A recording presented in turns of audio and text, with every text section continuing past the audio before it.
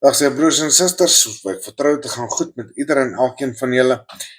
Soos ek altyd sê, gaan lees en toets hierdie dinge vir julle self. Moenie vat wat ek sê as die waarheid nie, maar gaan toets hierdie dinge net soos die Nobel Berean sê. Die Nikolaïte is hulle 'n vroeë vorm van wat ons ken in die Christendom, soos vandag.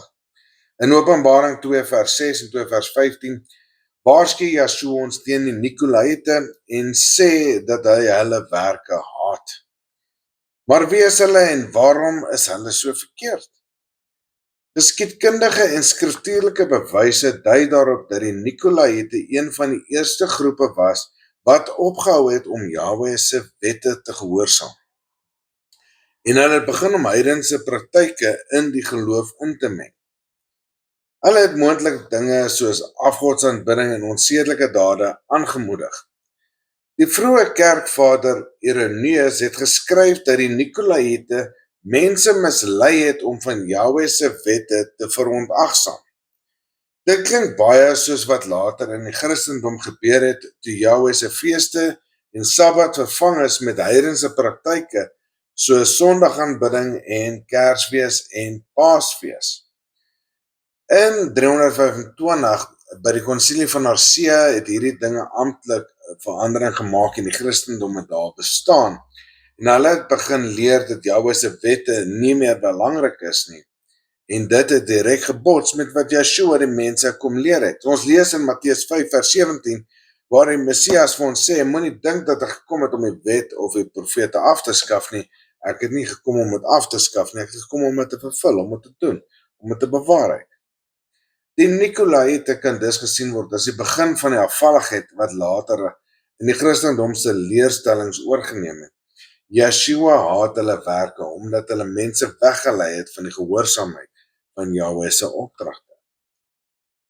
As ons getrou aan Jahwe wil bly, moet ons 'n voorbeeld van die Nikolaïte verwerp en terugkeer na sy wette. As julle my liefhet, sal julle my gebooie bewaar. Johannes 14 vers 15. So dit is wat Messias sien as liefde, die gebooie te bewaar. Hy haat natuurlik dan die teenoorgestelde.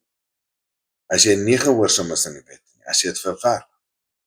Daarom het hy die werk van die Nikolaïte verwerp en vir hulle gesê, ek haat julle werke want hulle is ongehoorsaam aan die wette. In Matteus 13 vers 41 tot 43 sien ons wat gebeur met die wettelose.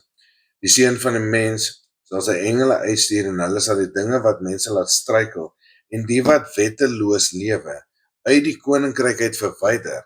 Hy sal hulle in 'n brandende oond gooi en daar sal hulle huil en op hulle tande knars.